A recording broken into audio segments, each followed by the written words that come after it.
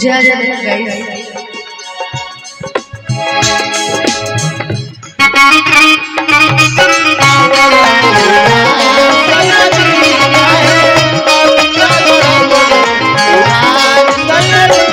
Hello guys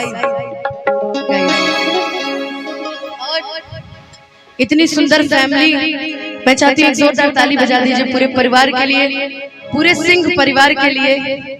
वाकई बड़ा ही खूबसूरत ये माहौल है जहाँ बहनें हैं, सालियां हैं, सासू माँ है, और बाकी सासू माँ को देख के आप नहीं कहिएगा कि सासू माँ है।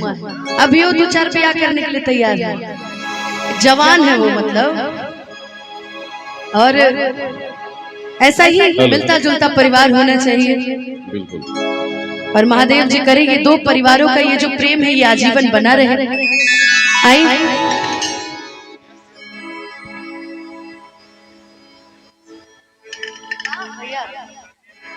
नमस्ते। अच्छा, दूल्हे राजा को हम अभी तक नहीं देखे, कहाँ है वो? डर के मारे कहीं छुपे पड़े हैं क्या? हाँ कहाँ है भाई दूल्हे राजा को? मैं चाहूंगी कम से कम मैं भी आपको देख लूं। दूल्हे राजा जी अगर मंच पे आ जाए तो बड़ा अच्छा लगेगा हम सभी को, है ना? बिल्कुल बिल्कुल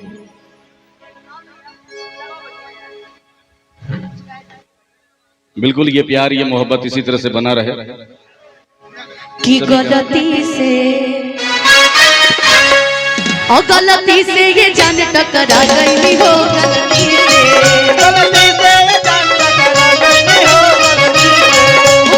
से ये जान टकरा गई हो, गलती से लड़की के देखे बगल आई बड़ा लागे कि भांग करके आई कहर गई सारा बारू बुझा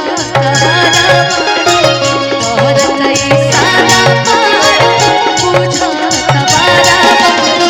भड़केलू कैलो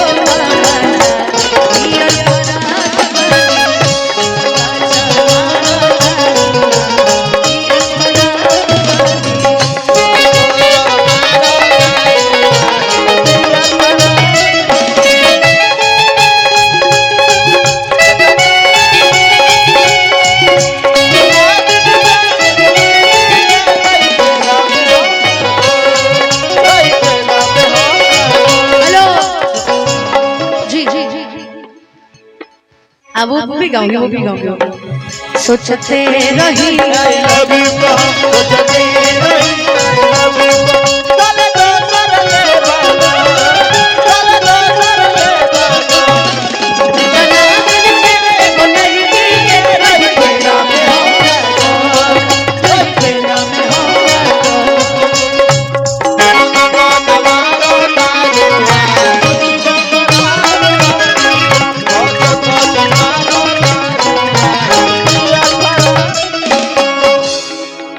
लगने में इनकर हो जा तू जाने यही लगने में,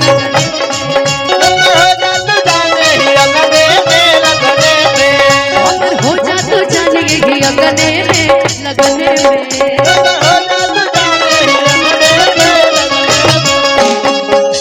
कि हमके पटवेला तू फूलवे से,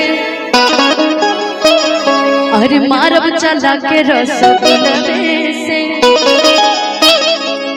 कि आगे आगे आंसू खई है, हर पीछे पीर आंसू पई है,